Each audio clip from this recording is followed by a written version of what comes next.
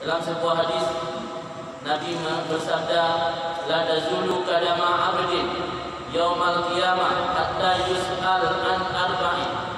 Tidak bergeser dua telapak kaki seorang hamba di akhirat nanti sehingga dipertanyakan tentang 4 perkara.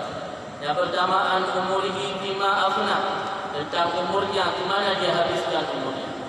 Yang kedua, wa an jasadihi bima ablah, tentang tubuhnya, ke mana dia pakaikan tubuh selama masih hidup, yang merupakan pinjaman daripada Allah. Yang ketiga, wa an ilmihi maza amila bihi, tentang ilmu yang sudah dia miliki, seberapa banyak dia sudah mengamalkan ilmunya. Yang keempat, an malihi min aina iktasaba wa fima anfaq, tentang hartanya, dari mana sumber dia usahakan harta tersebut dan ke mana dia nafkahkan harta. 4 perkara akan dipersoalkan di hari kiamat.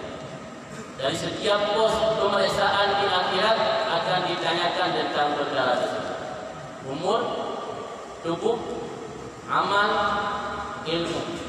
Umur, tubuh, ilmu, dan harta benda. 4 perkara. Berarti terpaham daripada hadis tersebut, ternyata kehidupan ini adalah bukan semata-mata tujuan akhir, tapi hanya tempat untuk kita melakukan amal ibadah, melakukan segala perkara yang akan kita bertanggungjawabkan nanti di hari akhirat. Maka Nabi bersabda dalam sebuah hadis yang lain, khairun nas man tala umruhu wa hasuna amaluhu, wa syarrun nas man tala umruhu wa sa'a amaluhu. Hadis riwayat Imam Ahmad dan Tirmidzi. Sebaik-baik manusia adalah orang yang umurnya panjang tapi wa hasuna amaluhu, amalnya bagus. Dan seburuk-buruk manusia orang yang diberikan umur panjang oleh Allah tapi amalannya buruk.